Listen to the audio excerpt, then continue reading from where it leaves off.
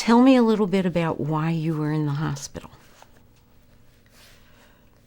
Well, I have cancer, and they did the surgery, and we did several rounds of radiation, and I'm not sure if I can understand what the doctor's saying or not. It's perhaps I have 2 or 3 years, but it may be less. Okay. And I don't know yet. And Julie just really felt as though I just needed someone to be able to talk to. I really don't want David to know, my son David, and his wife Ruth. I really don't want them to know whether or not the doctor thinks that the end is closer rather than farther away.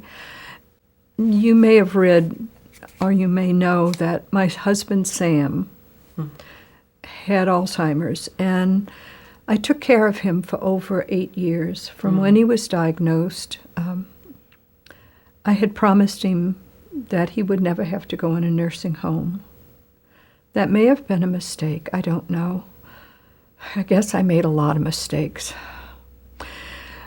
Anyway, when he died, we were living in Florida, and when he died, I decided that I had missed so much of my grandchildren's lives that I wanted to move up here and be close to the children and have time to do some things with them. Well, as I sold the condominium down there and was moving, I just thought it was because I was so tired. I was exhausted from taking care of Sam. I don't know if you've ever been around anybody with Alzheimer's, but it's 24 hours. There's that book, the 36-hour day. That's really what it's like. Yeah, that's really hard. Well, I had some help, came in at the end and helped me out.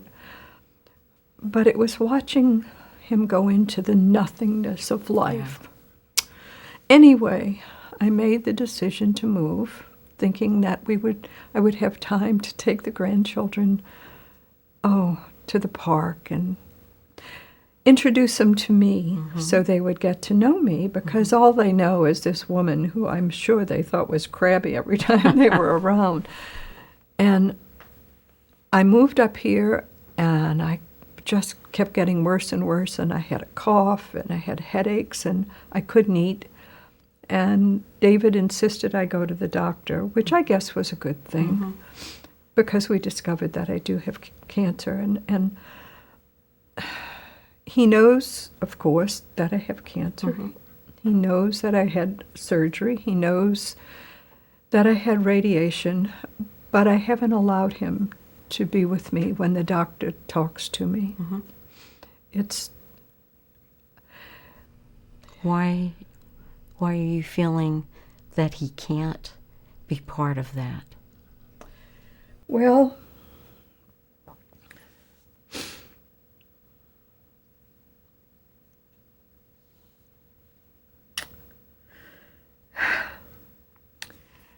he just didn't seem to be very involved with his father.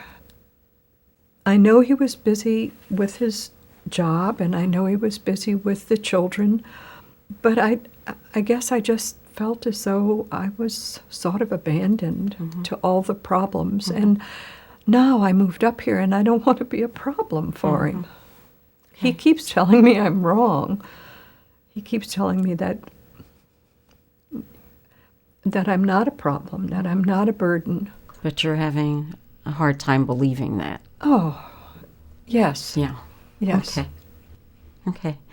It sounds like we can follow up and work on your opportunities to spend time with your grandchildren.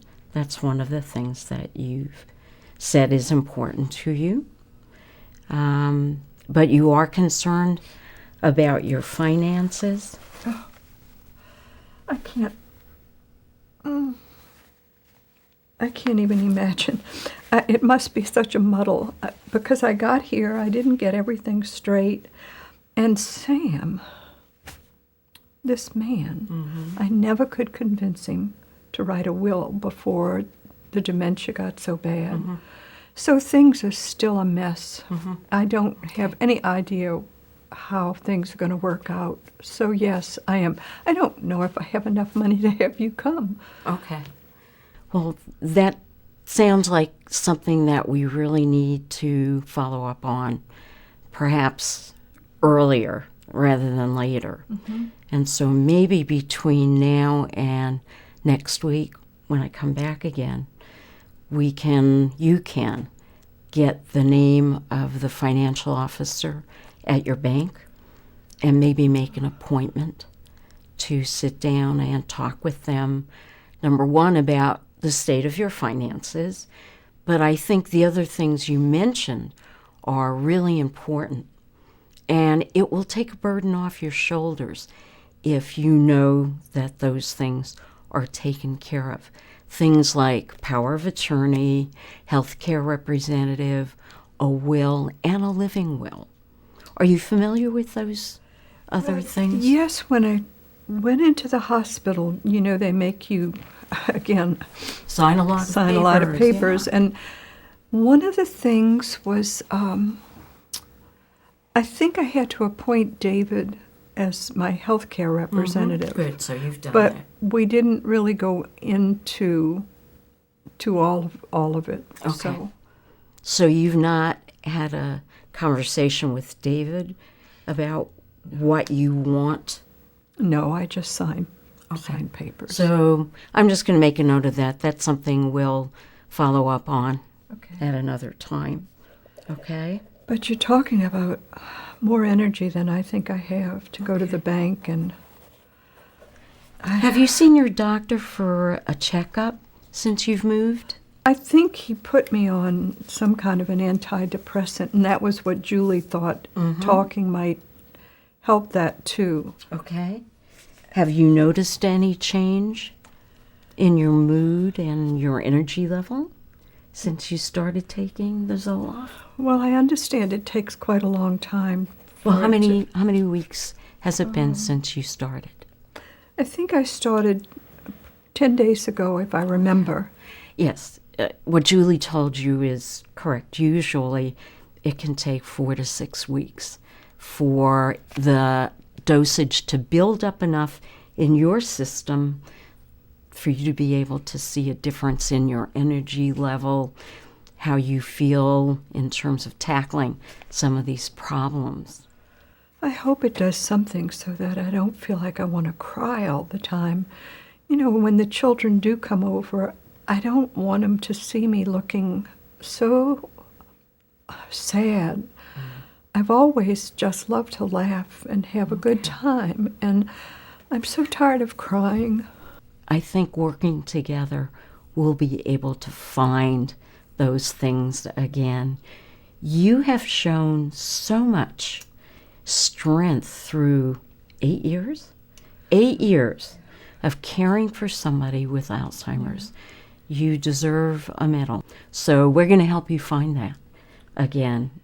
Could you help me find some way so that my children, my grandchildren, can get to know me as who I am? I'm not even sure who I am anymore. Okay. That's something that we can work on together. But it sounds like that's a really high priority for you. Oh.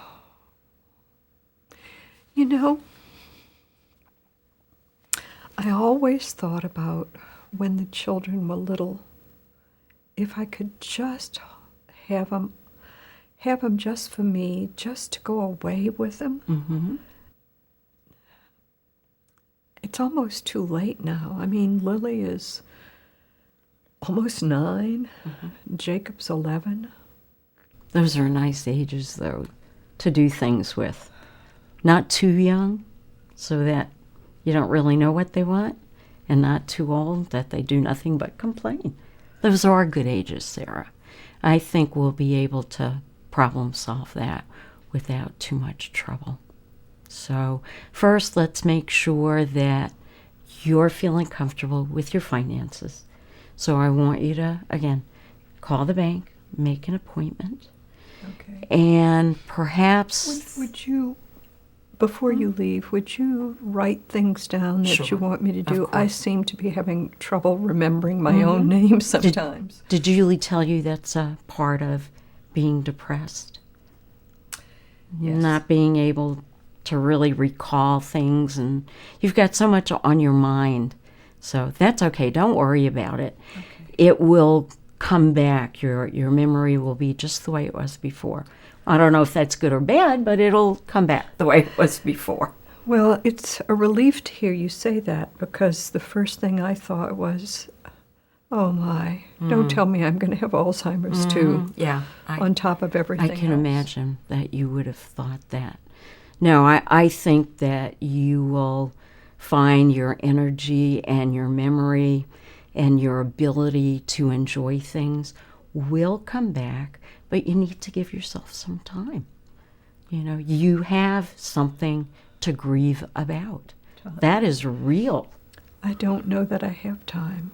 Well, we'll deal with the reality of the time that you have. Is that okay? Yeah. Okay. Do you have other people in your support network?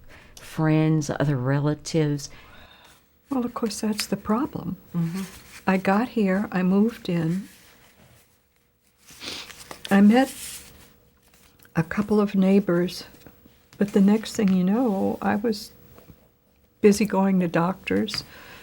I thought I understand that there's a really good temple close by. I wasn't very involved in Florida because, you know, we moved down there and then we joined a temple, but Sam acted, it was so hard. His behavior just started to deteriorate so fast. And that was something I always wanted to do, go and maybe take some lessons and classes. Classes? And I didn't get to do that, so I wanted to join here, but then I started going to the doctor, and then I had to go to the hospital, and it seems like I haven't really met anybody. Okay. Is that something you'd like to pursue? Meeting some people and Well, I making thought a I connection would. with the I was temple? gonna live. Okay. That was. I was moving here to be able to have life and to really get back to finding Sarah. She got lost. She just changed. She became Sarah the caregiver. But there are lots of other Sarahs still there. We just have to help you uncover her again. You'll find her again. We'll work on that. Okay? You've given me hope. Okay. What I'd like to do is come back once a week for a while, let's say maybe this month, weekly visits. What day of the week and time of the week?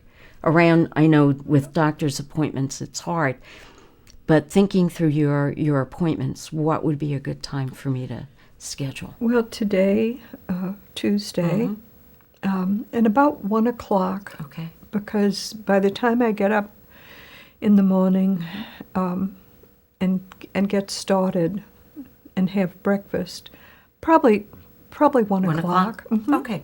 Okay. So next Tuesday at 1 o'clock, I'll come and have our appointment then. Okay. Please don't fuss with anything. I'm not company, Okay. right? This is an appointment for us, just you and me. I'm so glad you can come to my house. I cannot begin to tell you. I really wouldn't have the energy to go to the office right now, and I'd hate to be a burden on David or Ruth and have them have to drive me. You know, they both work. Yeah, I do know that. So you'll be here. Yep, next Tuesday Okay. at 1 o'clock. Now, I usually hug my clients. Usually when I come in, and before I leave. But you're a new client, and there are people who don't like to be touched. I need a hug. Okay, I you're need okay a with hug. that. Yes. All right. Maybe I can give you some of my energy. Oh, All right. I'll trade energy with you. I think you already have. Good. Okay. Thank you, Rochelle. You're welcome, Sarah.